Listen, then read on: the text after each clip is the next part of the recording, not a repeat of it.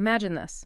You step into one economic scene, maybe Phoenix, Arizona, where the housing market's really shaky. Then boom, you're watching stocks free fall in Mumbai.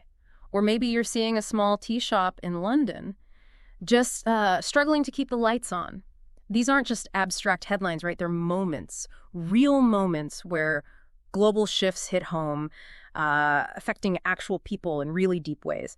So our mission today, we want to unpack these stories, figure out what triggered them, and pull out some key lessons that you can actually use in your own financial life. Welcome to the deep dive. We often talk about finances and the global economy like a roller coaster. You know that feeling, that climb, that kind of heady sense of, yeah, I've got this handled, and the click, click, click, you're nearing the top, and then whoosh, that stomach drop. Yeah, that sudden drop. Exactly. So today we're strapping in for 3, let's say, distinct rides, just to show how things like policy decisions, international tensions, even global trade winds, how they push and pull all of us. Right, how it all connects back. Okay, let's dive into our first journey. So first stop, Phoenix, 2008. We're calling this one Desert Dreams. Think about Maria Lopez. She's a school teacher. Early 2008, she's got this lovely 2-story stucco house, pool in the back, her absolute pride and joy. Living the dream, basically. Totally. Watched her equity climb, felt secure enough she even refinanced, pulled cash out to help pay for her daughter's college, felt bulletproof was the word she used. Bulletproof, yeah. You hear that a lot before things turn. But, under that sunny Arizona surface, subprime loans were ticking away, like time bombs. And that was fueled by a whole mix of things, wasn't it? Absolutely. You had lax housing regulations in the U.S., loads of easy credit floating around globally. And the Fed keeping rates low for quite a while. Exactly. So fast forward to June 2008. Home values, they just plunge. 20%. Gone. Ooh. And Maria's mortgage, it was an adjustable rate one, it jumps 40%. Her payments literally doubled. Wow. Suddenly, that dream home, it's a debt trap. She's stuck choosing mortgage payment or daughter's tuition. That's an impossible choice. She said the bank just told her, sorry, rates went up, paying more interest than principal. She tried to negotiate. But there wasn't much room back then, was there? The system was seizing up. None at all. Then September 2008 hits, Lehman Brothers collapses, global markets freeze, and Maria ends up doing a deed in lieu, basically handing the keys back to avoid foreclosure, moved in with her sister, just devastating for her. That's such a tough story. Really shows how vulnerable things we think are solid, like home equity, can be. From your perspective, looking back at 2008, those policy triggers, what stands out most? Well, what Maria experienced so painfully was that systemic risk. It wasn't just one bad loan here or there. It was the combination of easy lending standards and those persistently low interest rates. That policy mix basically inflated a bubble in a market that just didn't have enough oversight. Right. So many people, just like Maria, were completely caught off guard. They saw their home equity rising and thought, this is solid, this is my foundation. Yeah. Only to discover it was, built on sand, really. And that feeling bulletproof 1 minute and then having it all just evaporate, I think a lot of people can connect with that on some level, even if not through housing. So if we boil down Maria's experience, what's the core nugget of insight for everyone listening? I think Maria's story really hammers home a crucial point. Never mistake a climbing market for permanent sunny skies. It sounds simple, but it's vital. It means always keep a decent emergency fund, like a real one. And pay attention to policy shifts, interest rate changes, new regulations. Watch them closely because they directly shape your financial world, often in ways you don't immediately expect. Those ripple effects can be huge. Yeah, absolutely. A powerful lesson. Okay, let's shift gears. Fast forward now. Mumbai, March 2020. The story is market meltdown. Meet Raj Patel. He's a chartered accountant turned retail investor right in downtown Mumbai. Okay. March 2020. He's watching the market just free fall. His own stocks, they were up 15% just days before. Yeah. Suddenly they plummet 25%. Talk about whiplash. Totally. He said at first he thought, it's just a glitch, His words were like, someone yanked the railroad ties from under us.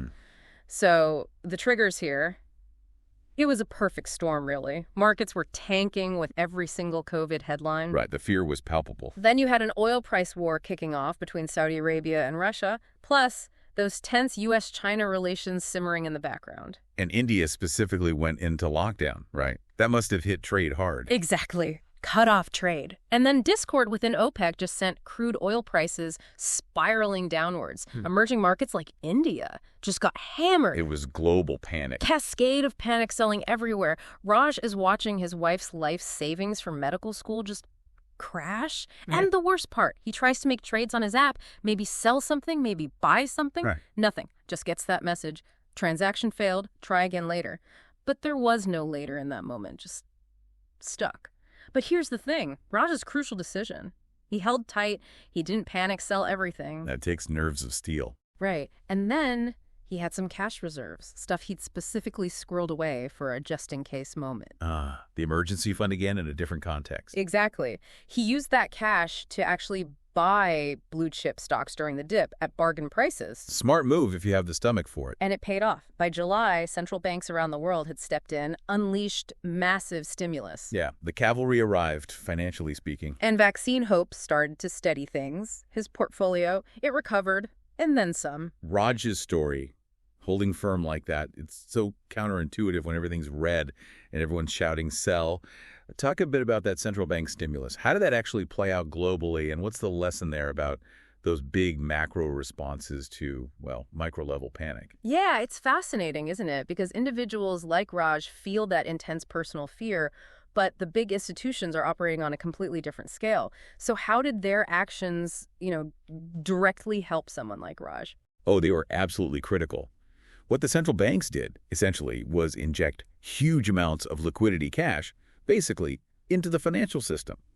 Think of it like a giant safety net to stop a complete meltdown. Right. That helped stabilize the markets, stop the free fall, and eventually, it helped bring back investor confidence. So for Raj, it meant the system didn't totally break. Exactly. The underlying economy, while definitely shaken, had this institutional backstop. The broader lesson, it's that global economic health isn't just about millions of individual choices. Large-scale, coordinated policy responses can fundamentally change the path of a crisis. And crucially, they can create opportunities for those who manage to stay disciplined, like Raj did. So if you distill Raj's whole roller coaster, terrifying drop, but ultimately successful outcome, what's the core insight for people listening? I think the really profound lesson from Raj is twofold. First, liquidity isn't guaranteed. Just because you see a price doesn't mean you can trade at it when things get crazy. That app failing, that's real. And second, emotional discipline is probably more valuable than any hot tip you get from a chat room or friend. Crashes feel awful, truly terrifying. But they can be opportunities, big ones sometimes. If, and it's a big if, you can stomach the drop and you've got the cash ready to act when everyone else is running for the exits. Okay, third and final ride. Let's head to London 2025. Story is London Grit.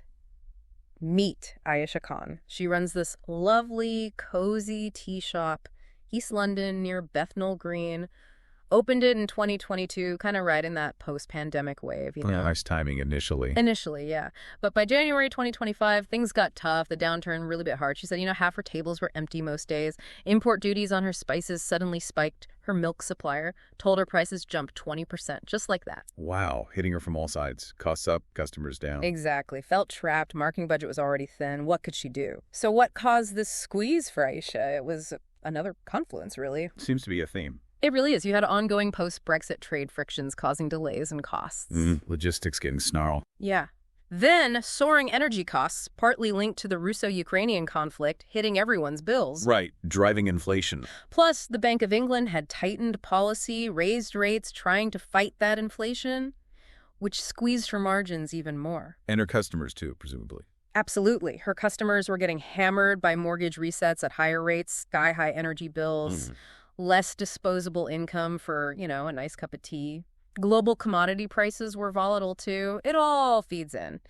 But Ayesha, she didn't just give up. She got creative, really creative. Okay, how so? Well, she pivoted.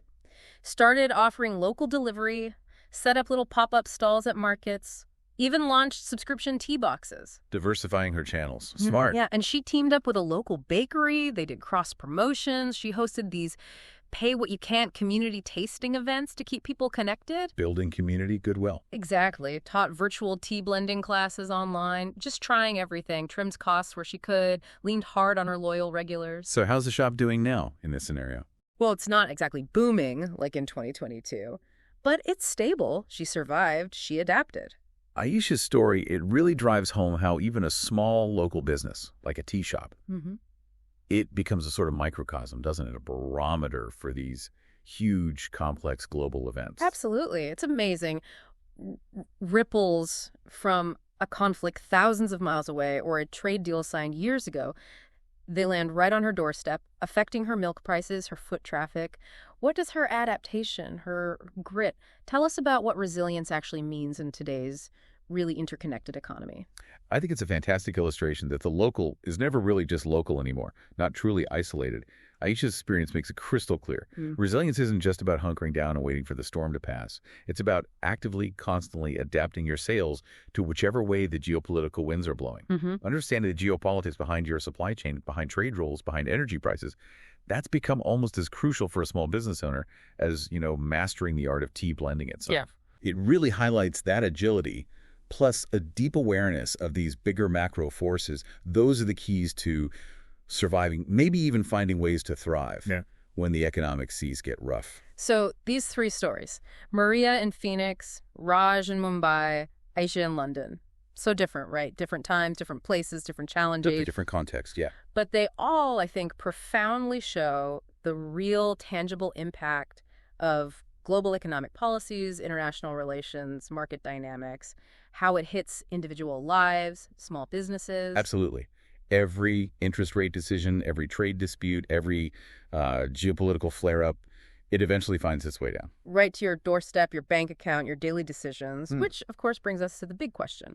What can you, listening right now, take away from Maria's, Raj's, and Aisha's journeys to navigate your own economic landscape better? Yeah, how do you make this practical? Let's get into that. All right, ready for a quick change of pace? Let's do a lightning round.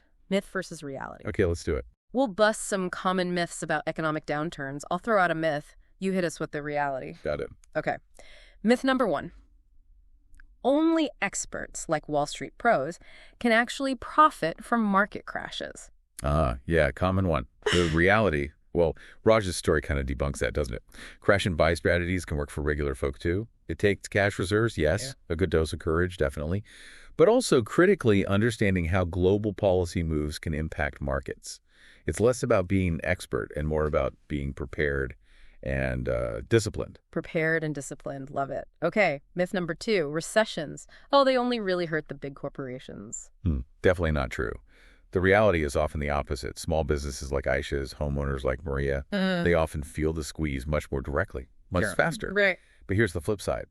They also tend to adapt faster, especially as we saw with Aisha, if they're paying attention to those bigger geopolitical trends that shape their costs and their customer spending power. Good point. Okay, final one. Myth number 3. Timing the market perfectly.